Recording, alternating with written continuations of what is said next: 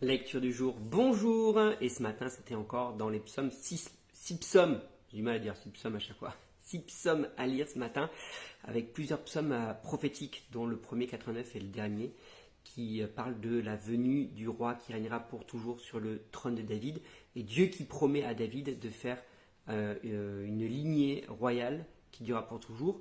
Et à un moment donné, il y a quand même une condition, à condition qu'ils obéissent à mes lois et à mes commandements, alors tous les descendants régneront pour toujours. Et le règne pour toujours s'est accompli avec Jésus, puisque Jésus est de la descendance de David, on peut le voir dans sa généalogie, et il est le roi des rois, le seigneur des seigneurs, et il règne pour toujours. Et donc, bien sûr, au moment où David reçoit ça, ou écrit ça, ou ceux qui écrivent, parce que le 89 n'est pas forcément attribué à David, ils ne savent pas à quel point ils sont inspirés, ils ne savent pas à quel point ils sont prophétiques. Mais ce qui est bon, c'est de voir que ça s'est accompli, ça s'est réalisé. Et pourquoi c'est bon de se dire que ça s'est réalisé? Ça veut dire que oui, quand Dieu te fait une promesse, il tient ses promesses et il les accomplit.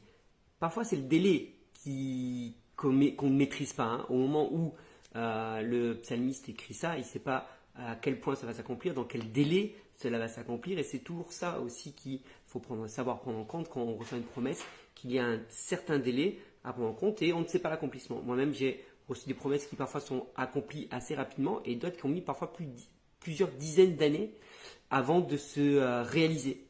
Mais il faut garder ses promesses parce que quand Dieu parle, cela s'accomplit. Et il dit bien, on va bien dans le psaume 89, ça rappelle aussi l'histoire du roi Saül où il dit « Tu as brisé ton alliance avec ton serviteur ». Il parle de ce classement-là. Et ça, c'est rare que Dieu brise son alliance. De manière générale, quand Dieu fait une alliance, il la tient.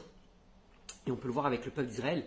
Le peuple d'Israël a fait beaucoup de bêtises, a fait beaucoup d'écarts, mais il n'a jamais brisé son alliance avec le peuple d'Israël. Il a effectivement puni, il a châtié le peuple, il a déporté le peuple, mais il n'a jamais brisé son alliance avec le peuple. Et alors Jésus, il n'a pas brisé l'alliance avec le peuple d'Israël, il a juste fait une nouvelle alliance avec toutes les nations. Ce qui est différent, il a étendu l'alliance qu'il avait fait au peuple pour toutes les générations.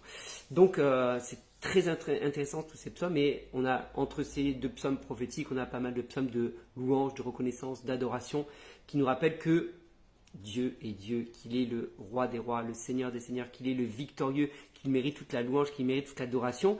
Et j'aime bien ce psaume qui dit aussi « Entrez dans son temple en lui disant merci ».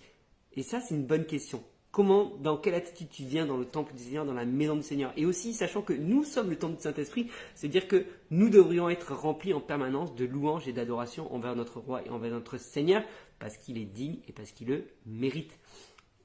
Dis-moi ce que toi tu as retenu de ces différents psaumes, et je te souhaite une bonne journée.